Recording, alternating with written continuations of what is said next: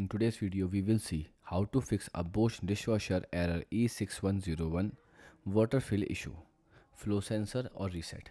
So the fix one is you can simple power reset the dishwasher.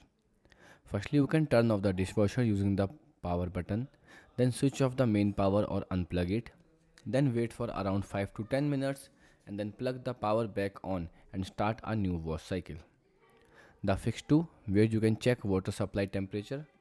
So firstly you can turn on the kitchen tap and check if hot water consume out. Then make sure the water is warm, not cold, and then restart the dishwasher. In the fix 3 you can simple clean the filter.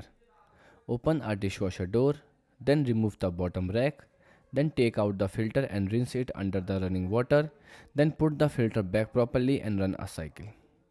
And at last resort you can run a hot wash cycle. First select a normal or heavy wash program, then make sure no eco or cold mode is selected, then start a cycle and check if the error clears. So these are the steps that can help you to fix this problem. Goodbye.